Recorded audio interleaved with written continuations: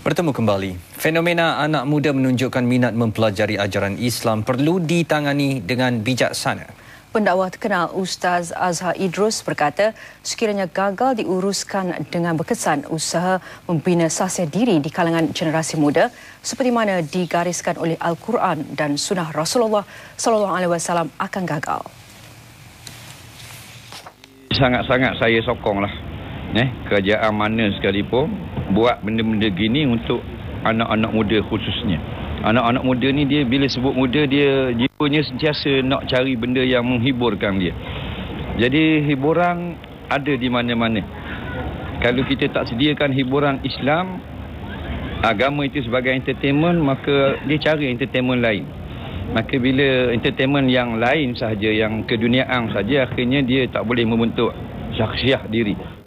Beliau sebelum itu menjadi ahli panel wacana Al-Quran anjuran syarikat Anugerah, iaitu pengedar barangan pengguna berasaskan terapi Islam.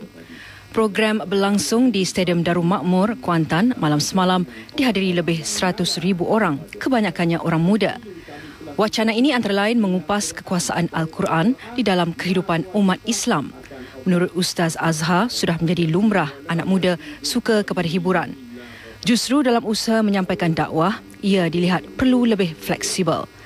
Pandangan itu turut disokong seorang lagi ahli panel, Ustaz Haslin Baharam, atau lebih dikenali sebagai Ustaz Haslin Bollywood. Mereka warga korporat dan warga rakyat, warga kepimpinan, siapa-siapa sekalipun.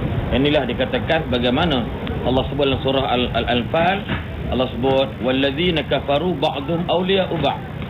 Sedangkan orang-orang kafir saling bantu-membantu ke arah melaksanakan kehidupan mereka seharian.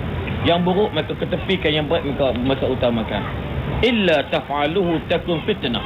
Allah kata kalau kamu orang Islam, orang beriman, kamu tidak saling bantu-membantu, kamu tidak mengamalkan perintah Allah, maka berlaku fitnah yang besar dan kerosakan bumi ini akan jelas kita akan nampak.